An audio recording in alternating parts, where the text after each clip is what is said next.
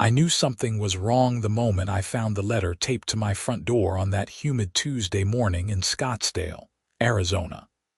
The envelope was bright yellow, almost neon, with the words "Violation Notice" stamped across it in aggressive red letters. I had just moved into the Pleasant Ridge community 3 months ago, a sprawling development of cookie-cutter houses that all looked vaguely Mediterranean with their terracotta roofs and beige stucco walls. My name is Marcus O'Brien, and I'm a tax attorney who should have known better than to buy a house in an HOA-controlled neighborhood. But the price was right. The schools were good for when my girlfriend eventually moved in with her daughter, and I figured I could handle a few reasonable rules about lawn maintenance and exterior paint colors. This letter, however, was anything but reasonable.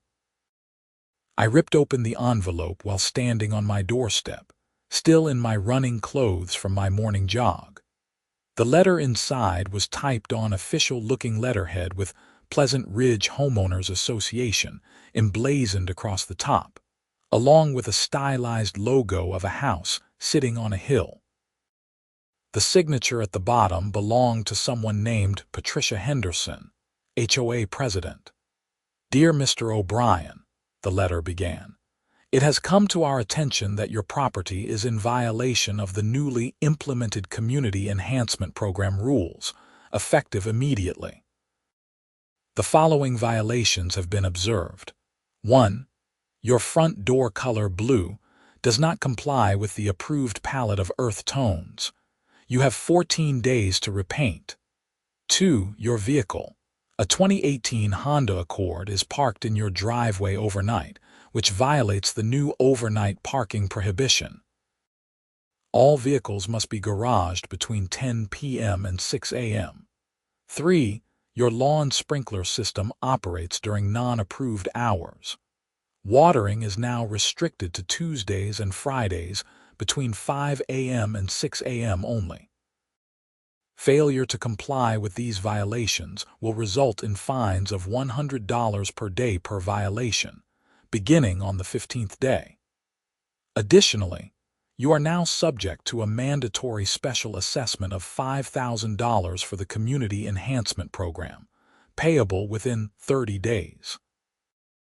I read the letter 3 times, certain I was missing something.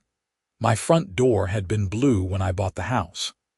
Every house on my street had cars in the driveways at night because most were 2-car families with 3 vehicles, and $5,000 for some program I had never heard of. I pulled out my phone and called my real estate agent, Derek, who had sold me the house. He answered on the 3rd ring, sounding harried. "Marcus, hey, what's up? Did you know about these new HOA rules?" I asked, walking back into my house and heading straight for the filing cabinet where I kept all my closing documents. "What rules?" "Apparently, there's a community enhancement program that requires every homeowner to pay a $5,000 special assessment. Plus, they're saying I can't park in my own driveway overnight or have a blue front door." Derek was quiet for a moment. "That's insane. When did this happen?" "The letter says it's effective immediately." "Have you heard anything from other buyers in the community?" "Actually, yeah. I've gotten a few calls this week. People are freaking out. Let me make some inquiries and call you back." I hung up and pulled out my HOA documents from the closing. The covenants, conditions, and restrictions, commonly known as CC and Articles, were 73 pages of legal jargon that I had admittedly only skimmed when purchasing the property. I spent the next hour reading through them carefully with my attorney's eye, looking for any mention of special assessments, parking restrictions, or paint color requirements beyond the general maintain property appearance language. There was nothing about overnight parking restrictions. Nothing about special assessments beyond emergency repairs to common areas. And while there was language about maintaining harmony with the community aesthetic, there was no specific paint palette mentioned, and certainly no prohibition against blue doors when mine had been blue since the house was built in 2019. I was still reading when my phone rang. It was Derek. "Marcus, you need to talk to your neighbors. I just got off the phone with 3 different clients in Pleasant Ridge, and they all got similar letters. The amounts vary. Some people are being charged $3,000, some $7,000, but everyone's getting hit with this community enhancement program thing. That doesn't make any sense. What's the program even for? Nobody knows. The letters don't say." But here's the kicker. I talked to one guy who tried to call the HOA office, and apparently Patricia Henderson fired the management company that was handling the HOA affairs last month. She's running everything herself now with some kind of special board committee. That raised every red flag in my attorney brain. HOAs can't just impose special assessments without a vote. It's not legal. You would know better than me, but yeah, that's what I thought too. After hanging up with Derek, I decided to take matters into my own hands. I grabbed my car keys and drove to the address listed on the HOA letterhead, which turned out to be a small office in a strip mall about 2 miles from the development. The office was sandwiched between a nail salon and a tax preparation business that looked like it hadn't been open since 2019. The door was locked, but through the window I could see a desk with stacks of papers and a filing cabinet. A handwritten sign taped to the door said, "By appointment only," with a phone number beneath it. I took a photo of the number and called it right there in the parking lot. A woman answered on the first ring. "Pleasant Ridge HOA. Hi, my name is Marcus O'Brien. I'm a homeowner in the community. I received a violation notice today, and I'd like to schedule an appointment to discuss it." "All violations are final unless you submit a written appeal within 7 business days," the woman said curtly. Her voice was sharp and nasal, the kind of voice that seemed permanently irritated. "I'd still like to meet with someone to discuss this. Is Patricia Henderson available, Mrs.? Henderson is very busy with the Community Enhancement Program. If you'd like to submit questions in writing, you can email them to the address on the letterhead. I'd prefer to meet in person. This is regarding a $5,000 assessment that I don't believe is legal." The woman's tone went from curt to hostile. "Are you threatening legal action against the HOA, Mr. O'Brien? I'm simply stating that I'd like to understand the basis for this assessment. As a homeowner, I have a right to review the HOA's decision-making process. The assessment was approved by the board in accordance with all applicable rules. If you refuse to pay, liens will be placed on your property. Good day." She hung up before I could respond. I sat in my car for a few minutes, trying to process what had just happened. Something was very wrong here. In my years as a tax attorney, I had dealt with enough bureaucratic organizations to know when someone was hiding something. The refusal to meet in person, the aggressive tone, the vague explanations, it all pointed to an organization that didn't want scrutiny. When I got home, I decided to do what I should have done earlier, talk to my neighbors. I started with the house directly next to mine, a single-story ranch owned by an elderly couple I had met briefly when I moved in. The husband, George, answered the door in a cardigan despite the Arizona heat. "Marcus, right? From next door." "That's right. I was wondering if you got a letter from the HOA today." George's face darkened. "We sure did. Load of nonsense. They want $7,500 from us, claiming we need to replace our roof because it doesn't meet new standards. Our roof is only 6 years old.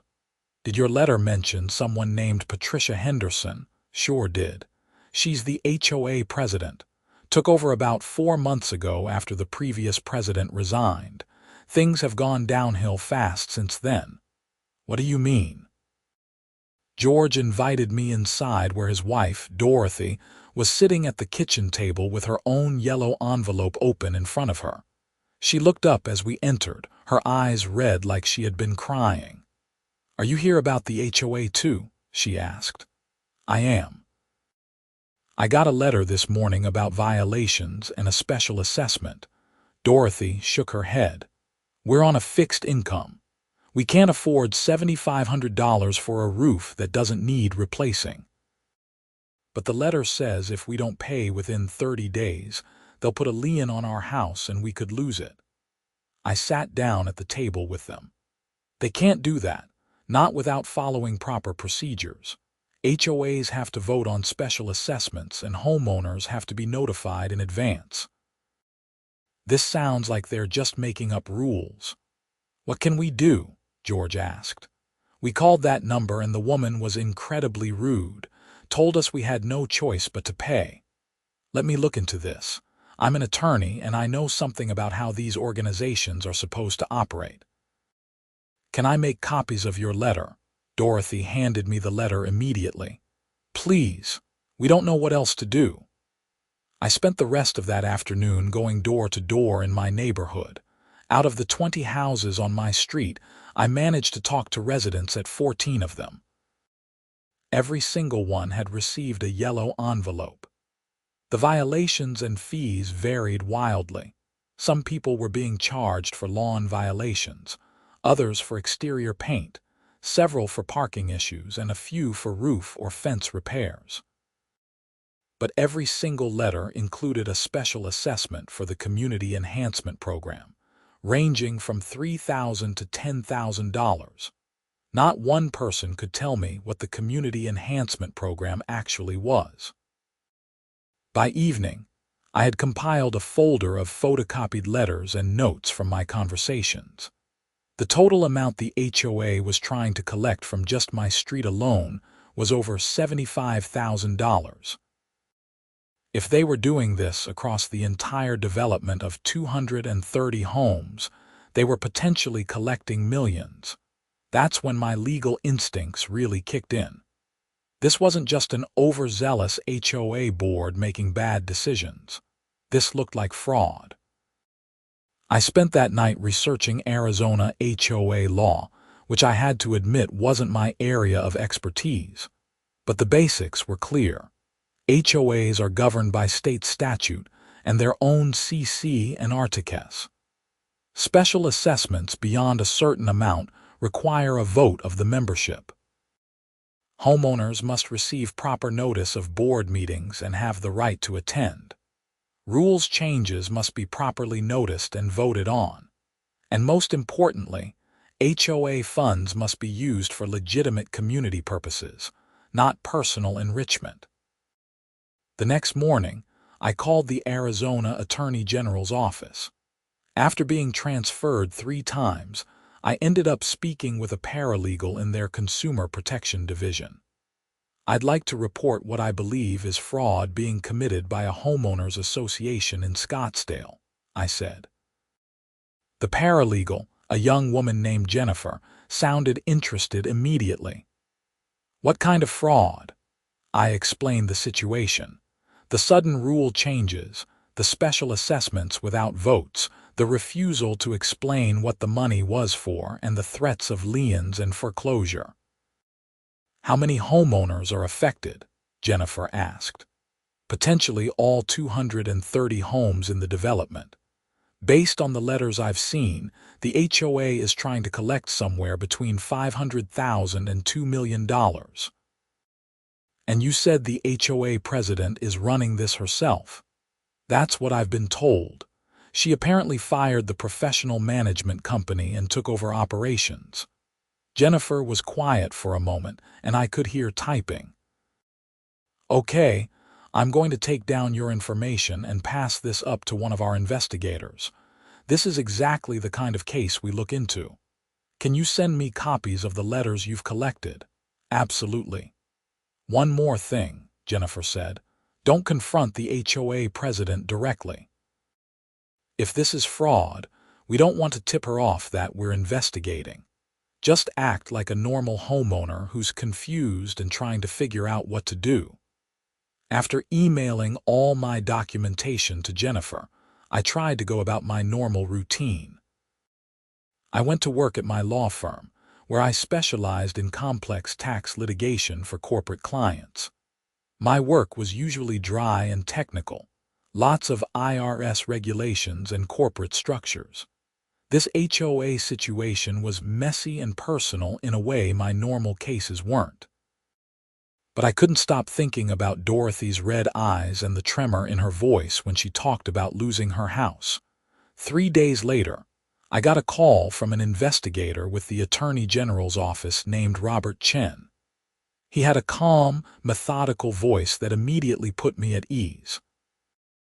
"Mr. O'Brien, I've reviewed the materials you sent over.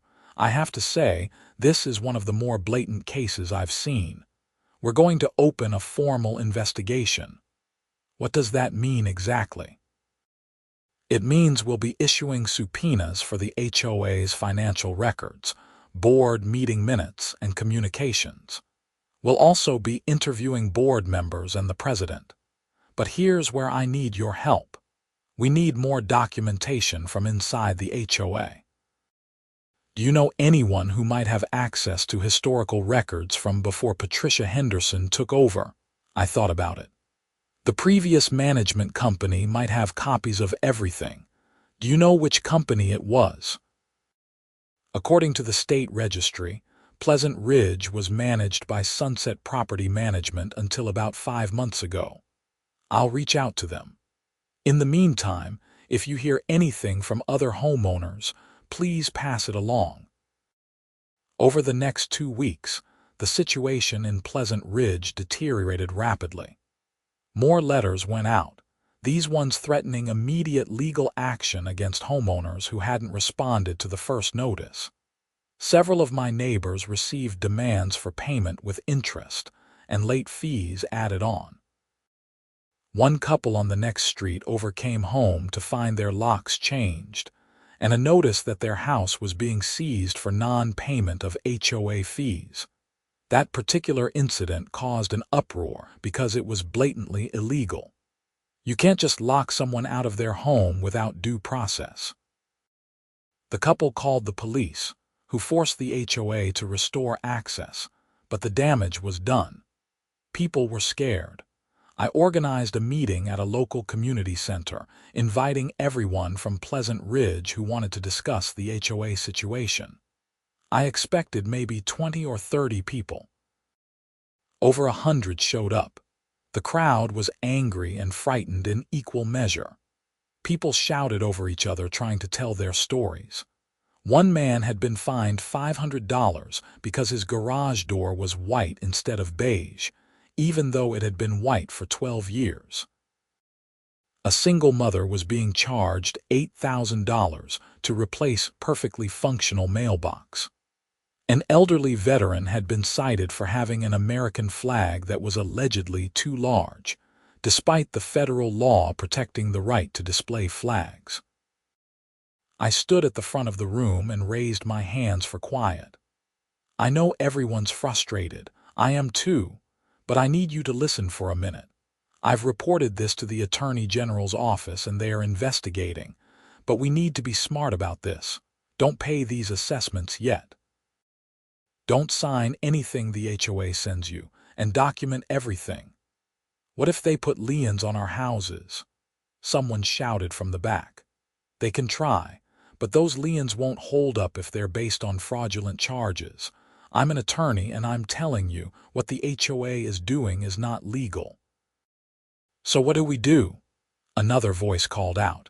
"We wait for the investigation, and in the meantime, we support each other. If anyone gets threatened with immediate legal action, call me. Here's my number." I wrote my cell phone number on the whiteboard at the front of the room. "We're going to get through this, but we have to stick together." After the meeting, a woman in her 50s approached me. She had dark, curly hair and wore a business suit, looking like she had come straight from work. She introduced herself as Zara Owens. "I live 3 streets over from you," she said. "I'm a forensic accountant. If the Attorney General's office needs help analyzing the HOA's finances, I'd be happy to volunteer my services. That could be really helpful. Let me get your information and pass it along to the investigator. Zara pulled out a business card. I've been looking at the HOA's published budgets, the ones they're required to file with the state. The numbers don't add up. Last year's budget showed adequate reserves for maintenance and operations. There's no reason for these special assessments unless money is disappearing somewhere. You think someone's embezzling. I think someone's doing something. The question is what and how much. I called Robert Chen that night and gave him Zara's information. He sounded pleased. That's great. We're still waiting on the subpoena responses, but having a forensic accountant review the numbers will help us build the case faster. How long does this usually take? I asked. Depends on how cooperative the targets are. Patricia Henderson's attorney has been fighting the subpoenas, which actually tells us we're probably on the right track. People with nothing to hide don't usually lawyer up that fast. She has an attorney already. Oh yeah, expensive one too. Which raises the question of where she's getting the money to pay for it. Another week passed. The HOA sent out a new notice announcing a mandatory meeting to discuss the Community Enhancement Program. The meeting was scheduled for a Thursday evening at the community clubhouse. Attendance was required, the notice said, and failure to attend would result in additional fines. I called Robert Chen to let him know about the meeting. We'll have someone there, he said. Don't draw attention to yourself, just observe and take notes. The night of the meeting, I arrived at the clubhouse 15 minutes early. The parking lot was already packed. Inside, the main room was filled with folding chairs facing a table at the front where Patricia Henderson sat with two other people I didn't recognize. Patricia Henderson looked exactly like I had imagined from her voice on the phone. Mid-50s, blonde hair in a severe bob, wearing a designer pantsuit that probably cost more than most people's monthly mortgage. She had the kind of face that looked like it had forgotten how to smile years ago.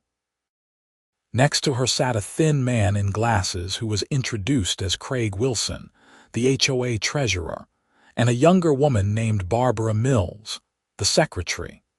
I found a seat near the back and pulled out my phone to take notes.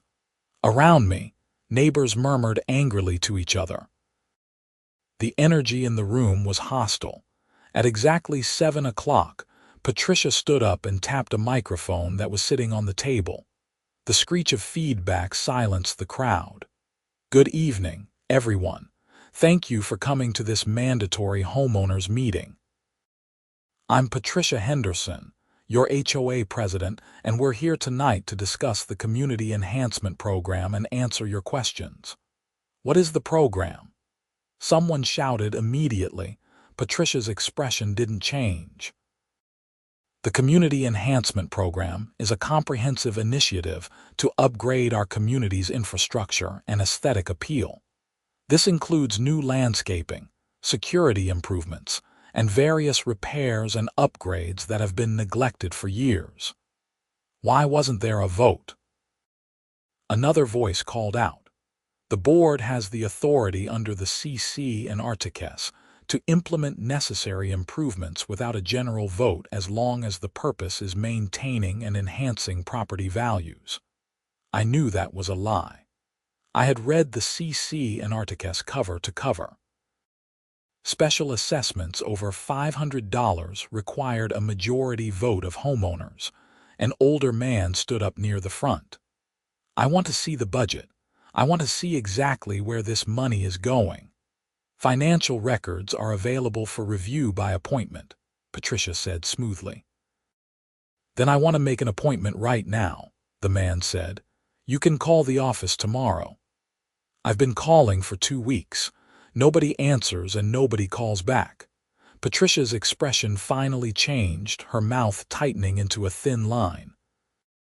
If you've been experiencing technical difficulties, I apologize. We're transitioning to a new phone system." The meeting devolved from there. Person after person stood up with complaints, questions, and accusations. Patricia deflected everything with vague corporate speak and promises to look into it. She never provided specific answers about where the money was going, who approved the program, or why homeowners weren't notified in advance. I noticed a man standing against the wall near the exit. He was dressed casually in khakis and a polo shirt, but something about his demeanor screamed law enforcement. He was taking notes and watching Patricia Henderson with intense focus. After about an hour of increasingly heated exchanges, Patricia abruptly announced the meeting was over. "If you have additional questions, please submit them in writing to the HOA office. Thank you for your time." She gathered her papers and left through a side door before anyone could stop her. Craig and Barbara followed quickly behind, leaving the room full of angry homeowners with no answers. I made my way over to the man I suspected was with the Attorney General's office. He was still taking notes when I approached. "Robert Chen?" I asked quietly. He looked up and nodded. "Marcus O'Brien, that's me. What did you think?" "I think we have enough to move forward." That was textbook evasion. No legitimate HOA president would refuse to answer basic financial questions. The next morning, I got a call from Robert asking if I could come to his office in Phoenix. The Attorney General's office was housed in a modern building downtown, all glass and steel. Robert met me in the lobby and led me upstairs to a conference room where Zara Owens was already seated with stacks of paper spread across the table. "Zara, good to see you," I said. She looked exhausted but excited. "Marcus, you need to see this." The Attorney General's office got the HOA's bank records, and it's worse than I thought. Robert gestured for me to sit. "Zara's been reviewing the financial records for the past 3 days. Zara, why don't you walk Marcus through what you found?" Zara pulled out a spreadsheet covered in numbers and highlighter marks. "Okay, so the Pleasant Ridge HOA has 3 accounts: operating, reserves, and what's listed as a capital improvements account.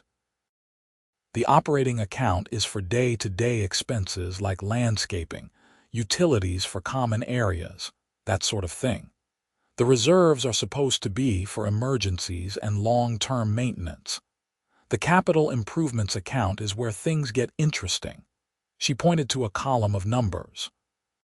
5 months ago, right after Patricia Henderson became president, she opened the capital improvements account. Money started flowing into it from the reserves account, supposedly for the community enhancement program. But look at the outflows. I scanned the list of expenses. There were payments to contractors I didn't recognize, consulting fees, design fees, and a lot of charges labeled simply as miscellaneous program expenses. So far, over $900,000 has gone into this account, Zara continued. But I can't find evidence that any actual work has been done. I drove through Pleasant Ridge yesterday. There's no new landscaping, no security improvements, no repairs that weren't already scheduled before Patricia took over. "Where's the money going?" I asked. Robert pulled out another document. "We've traced some of it. About $200,000 went to a company called Premier Design Consultants. Guess who owns Premier Design Consultants? Patricia Henderson, close. Her brother-in-law, and it gets better. Another $150,000 went to a contracting company that doesn't appear to actually exist. The address on file is a UPS store. Phone number is disconnected." I felt a surge of anger. She's just stealing the money. That's what it looks like. But we need more evidence before we can make arrests. That's where you come in. We need someone to request a formal audit of the HOA books. As a homeowner, you have that right under Arizona law. When Patricia refuses or tries to stonewall, that gives us additional evidence of fraud. She's definitely going to refuse. That's what we're counting on. I drafted a formal letter that afternoon, citing the specific Arizona statutes that gave homeowners the right to review HOA financial records and request audits. I kept the language professional and straightforward, making it clear I was acting on behalf of multiple concerned homeowners in the community. I sent the letter via certified mail and email to ensure there was a paper trail. The response came faster than I expected. 2 days later, I received a letter from a law firm representing the Pleasant Ridge HOA. The letter was filled with legal jargon, but the message was clear. I was being accused of harassment, defamation, and intentionally interfering with HOA operations. The letter demanded I cease all inflammatory communications and threatened legal action if I continued to spread false accusations about the HOA board. I immediately forwarded the letter to Robert Chen. He called me within an hour. "This is perfect. They're panicking." Nobody responds like this unless they're trying to hide something. Should I be worried about the legal threats? No. They have no basis for a lawsuit. This is intimidation, pure and simple, but it tells us we're close to something big. Over the next 2 weeks, the investigation accelerated. Robert told me they had interviewed multiple contractors, who confirmed they never worked on any projects for Pleasant Ridge HOA, despite invoices submitted in their names. The Attorney General's office brought in specialists to trace the flow of money out of the HOA accounts, uncovering a web of shell companies and fake vendors, all of which led back to either Patricia Henderson or her close associates. Meanwhile, the situation in Pleasant Ridge reached a breaking point. The HOA sent out final notices threatening foreclosure on any homeowner who hadn't paid their special assessment. Several people, mostly elderly residents on fixed incomes, panicked and paid rather than risk losing their homes. When I found out, I was furious. I called an emergency meeting of the group of homeowners who had been working together to fight the HOA. About 30 people crammed into my living room on a Sunday afternoon. "Listen," I said, "if you've already paid, we're going to get your money back. The Attorney General is building a fraud case against Patricia Henderson. But you cannot pay these assessments anymore, even if they threaten foreclosure, even if they send lawyers after you. The charges are fraudulent, and any actions they take based on those charges will be reversed." "How can you be sure?" asked George from next door. "Because I've seen the evidence. Patricia Henderson has been embezzling from the HOA. The Community Enhancement Program doesn't exist. She's stealing your money." The room erupted in angry voices. People wanted to know how much money was taken, where it went, what would happen to Patricia Henderson. I did my best to answer, but there was still so much I didn't know. Zara stood up. "I've been working with the Attorney General's office as a consultant on this case. I can tell you that the amount embezzled is probably over $1 million, maybe more. The investigation is ongoing, but there's going to be criminal charges. Patricia Henderson is going to jail." That got everyone's attention. When? Someone asked. "Soon," Zara said. "Very soon." She was right. The following Tuesday, I got a call from Robert Chen that I had been waiting for. "We're making arrests tomorrow morning. I wanted to give you a heads up since you've been so involved in this. Just Patricia Henderson, Craig Wilson, and Barbara Mills. We have evidence that all three were involved in the fraud scheme. Wilson helped funnel the money and falsify records. Mills forged documents and meeting minutes. What are the charges? Fraud, embezzlement, theft, forgery, and a few others. The county attorney is also looking at this, so there might be additional charges at the state level. This is a big case, Marcus. You did good work bringing this to our attention." I didn't feel particularly good about it. I felt angry that it had happened in the first place, and sad for all the neighbors who had been stressed and frightened for months. The next morning I worked from home, constantly checking my phone for updates. At 9:30, Robert sent me a text. "Arrests made. Henderson in custody." I turned on the local news and there it was. The third story after a traffic accident and a weather report. The anchor, a polished woman in a blue blazer, read from a teleprompter. A Scottsdale HOA president has been arrested on fraud charges after allegedly embezzling more than $1.2 million from her homeowners association. Patricia Henderson, president of the Pleasant Ridge HOA, was arrested this morning along with 2 other board members. The Arizona Attorney General's office says Henderson created a fake community improvement program to collect illegal special assessments from homeowners, then funneled the money to shell companies she controlled. If convicted, Henderson faces up to 15 years in prison. The screen cut to footage of Patricia Henderson being led out of her house in handcuffs. She was wearing a bathrobe and no makeup, looking nothing like the polished, intimidating woman from the community meeting. She kept her head down as officers put her in the back of an unmarked car. My phone started ringing immediately. Neighbors calling to make sure I had seen the news, thanking me for pushing the investigation, asking what would happen next. I spent most of the morning on the phone, repeating the same information over and over. Yes, this means the special assessments are void. Yes, people who already paid should get refunds. Yes, we'll need to elect a new board and find a real management company. That afternoon, I drove to the HOA office. There was police tape across the door and a notice that the property was part of an active investigation.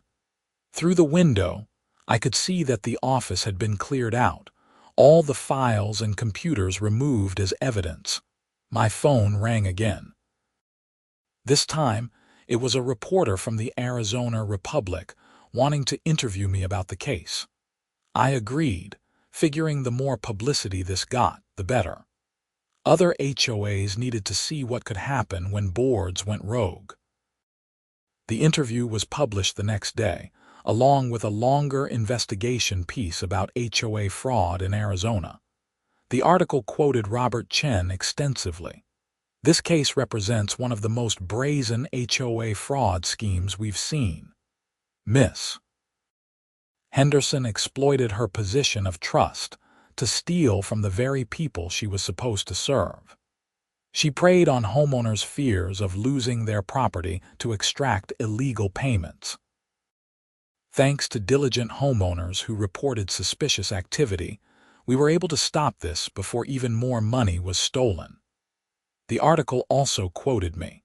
People need to understand that HOA boards have real power over your home and your finances, but that power comes with legal responsibilities.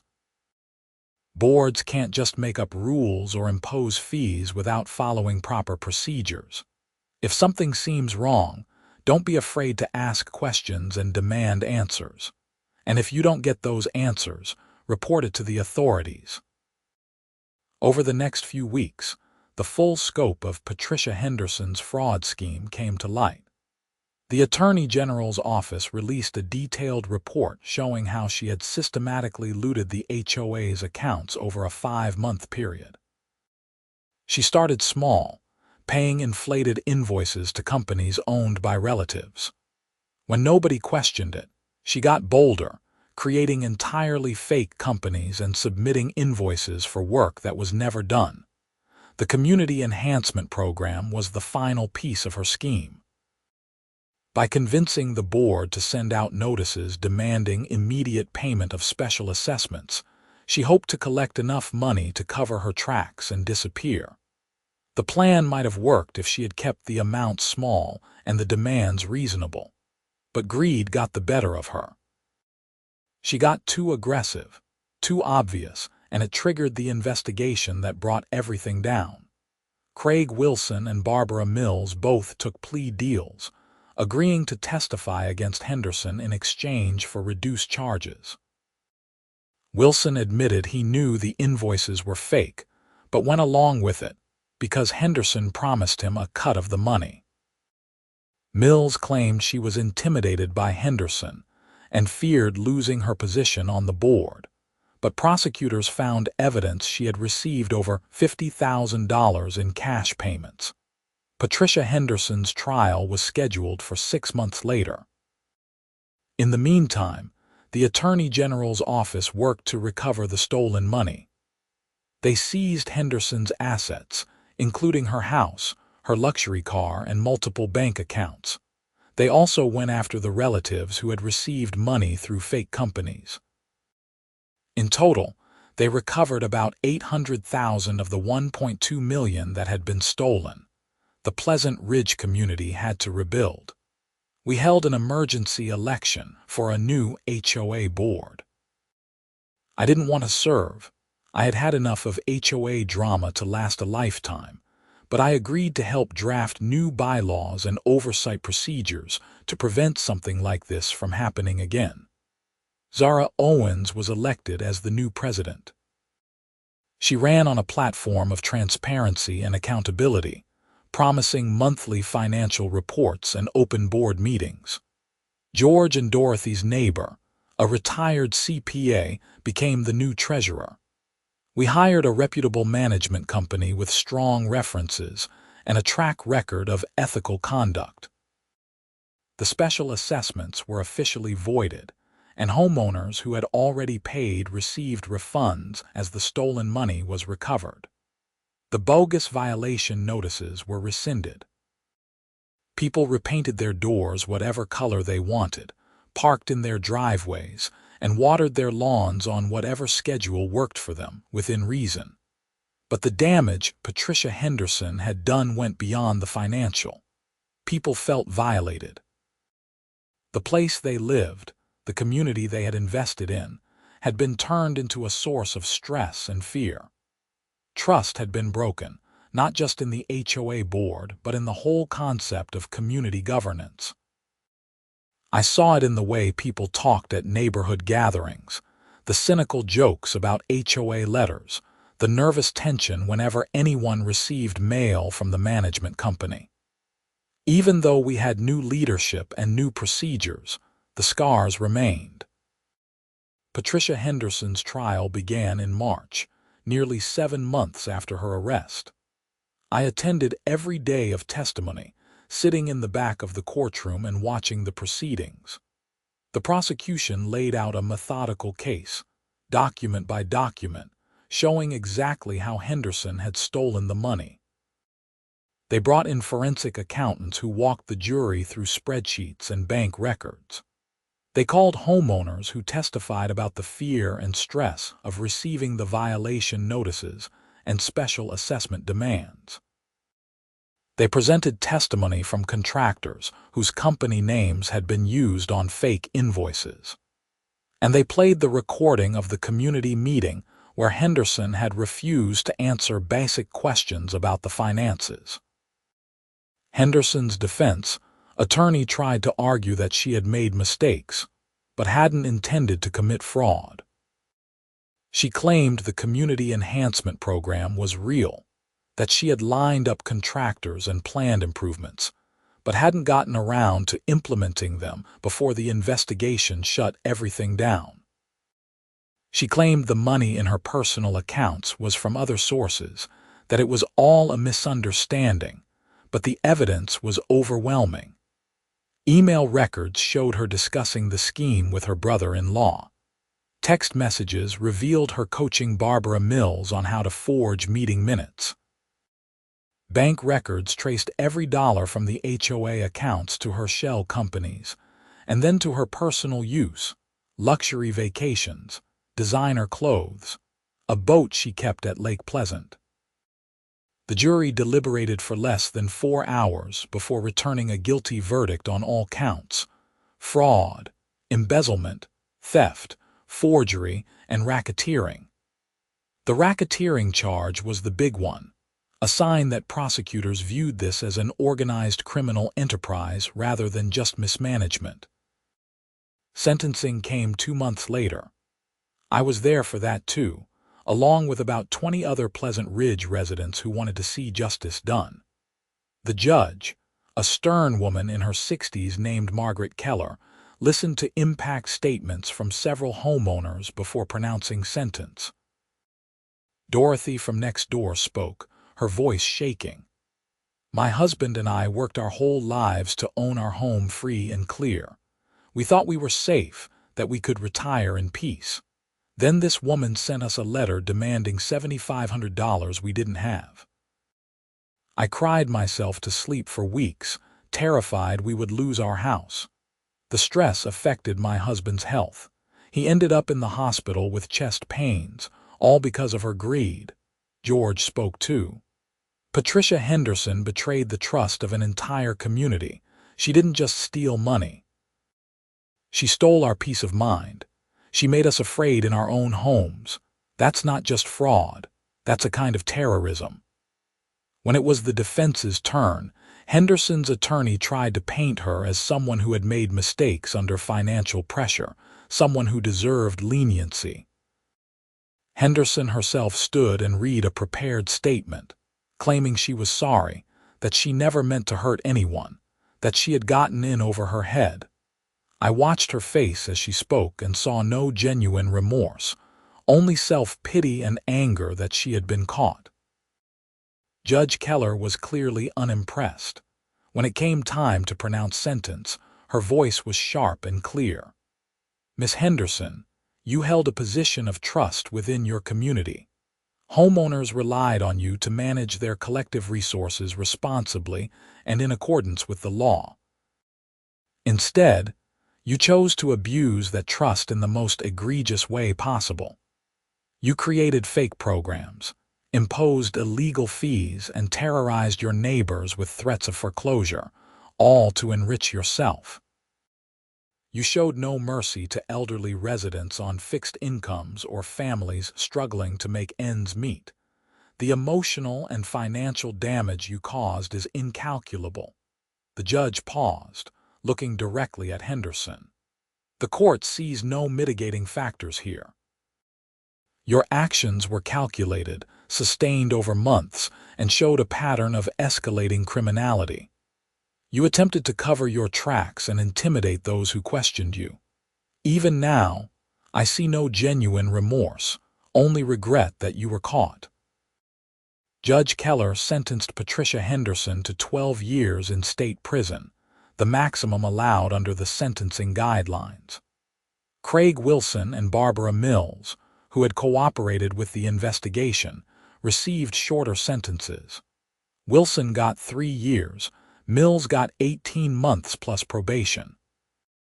The courtroom was silent as Henderson was led away in handcuffs. Several of my neighbors were crying, but they were tears of relief rather than sadness. It was finally over. In the weeks that followed, life in Pleasant Ridge slowly returned to normal. The new HOA board implemented all the reforms we had discussed.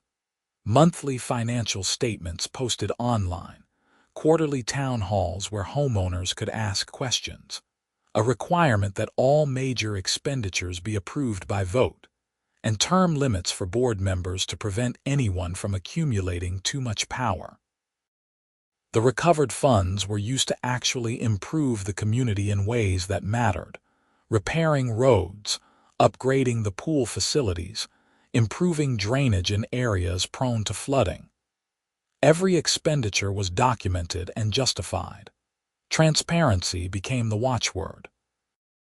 I got a call one evening from Robert Chen, who had moved on to other cases but remained interested in how Pleasant Ridge was doing. "I wanted to thank you again," he said. "Cases like this don't get solved without people like you willing to step up and report what's happening. A lot of fraud goes undetected because people are afraid to make waves. I'm just glad it's over." "Me too. But I have to tell you, we're seeing more and more of these cases. HOAs are big business, And wherever there's money and limited oversight, you're going to find people trying to exploit the system. Your case is actually being used as a training example now for our investigators. I hope it prevents something like this from happening to another community. It already has. We've gotten tips on 3 other HOAs based on the publicity from your case. People saw what happened to Henderson and realized their own situation might be similar.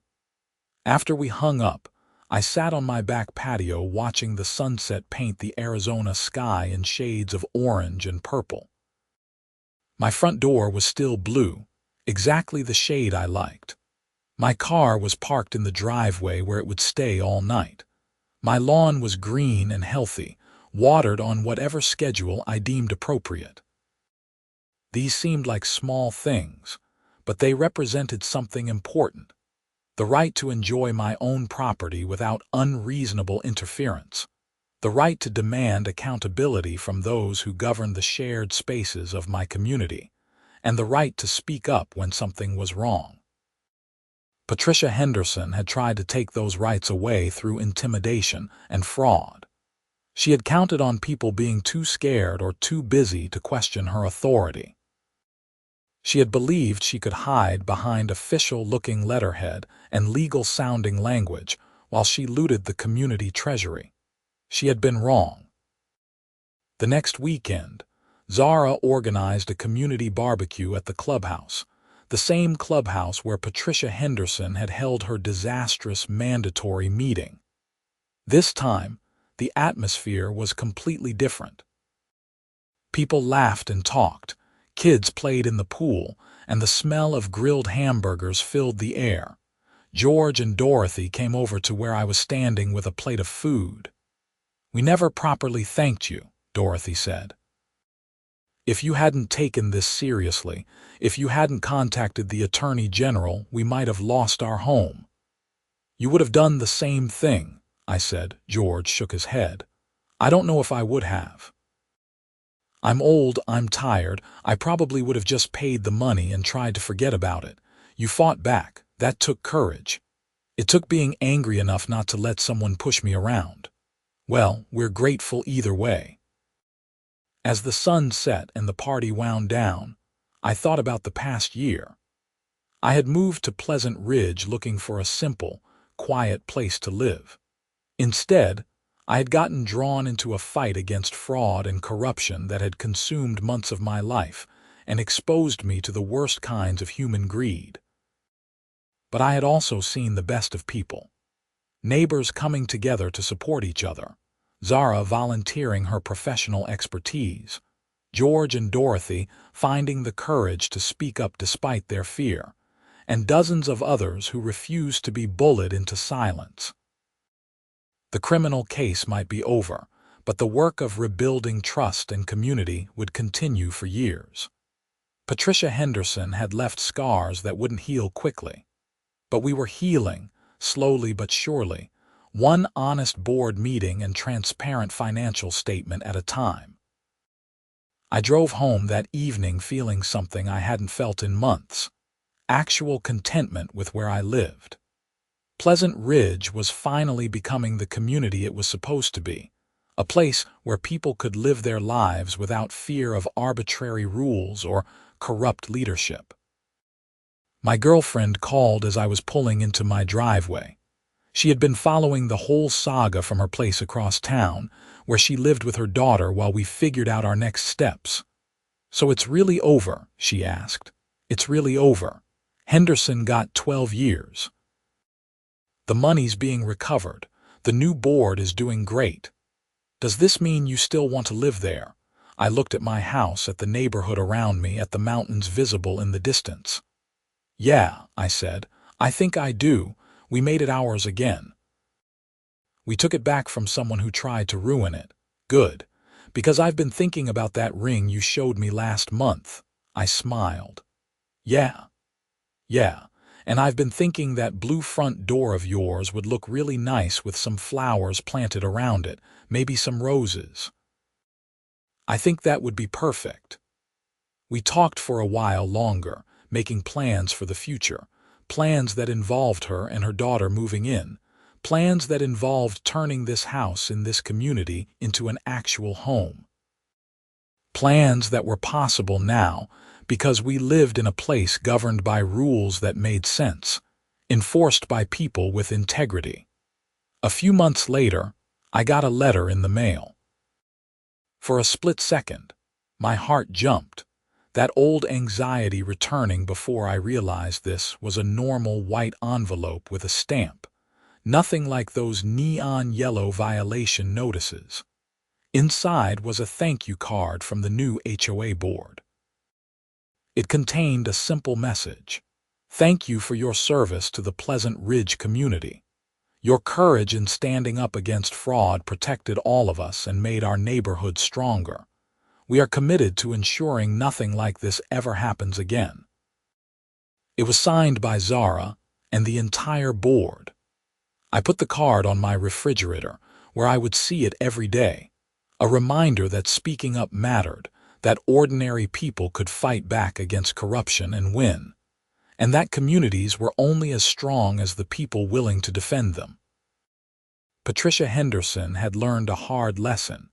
You can't run a homeowners association like a criminal enterprise. There are laws, regulations, and procedures for a reason. When you ignore them, when you put your own greed above the welfare of the community you're supposed to serve, eventually you get caught. And when you do, the justice system, for all its flaws, can still work exactly as it should. I later learned that Henderson's case sparked a broader investigation into HOA fraud across Arizona. The state legislature passed new laws requiring annual audits for HOAs over a certain size, mandatory training for board members, and stronger penalties for fraud.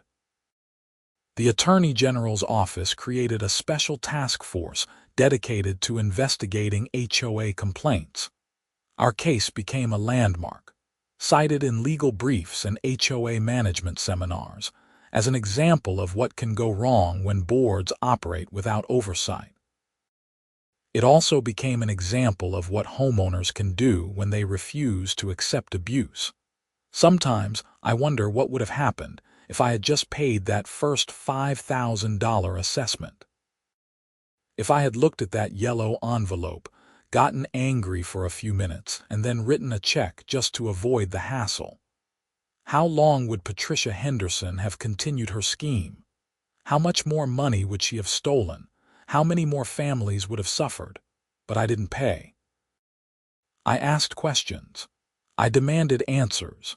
And when I didn't get them, I kept pushing until the truth came out. That's the lesson I hoped people would take from this whole mess. Don't assume that official-looking letters and threatening language means someone actually has authority over you. Question things that don't make sense. Demand transparency. And if something feels wrong, investigate until you understand why. Years from now, when people ask me about my time in Pleasant Ridge, about the HOA fraud case that made the news, I'll tell them it taught me something important about civic responsibility. We can't just assume that the people in charge are acting in good faith. We have to hold them accountable. We have to pay attention. We have to care.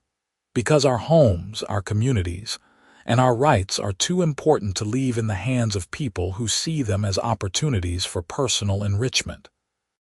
Patricia Henderson found that out the hard way, spending 12 years in prison with plenty of time to reflect on her choices. The rest of us found it out too, in a different way. We learned that we were stronger than we thought, braver than we knew, and capable of fighting back when someone tried to take advantage of us. That was worth more than any amount of money Henderson had tried to steal. It was a lesson in self-determination, in community action, and in the power of ordinary people to stand up against corruption. Pleasant Ridge wasn't just a housing development anymore. It was a community that had been tested and had survived. We had faced down a predator in our midst and emerged stronger for it, and that blue door of mine, it stayed blue. because now it represented more than just a color choice. It represented the right to make my own choices, to live my life without unreasonable interference, and to stand up to anyone who said otherwise. That was a right worth fighting for, and it was a fight worth winning.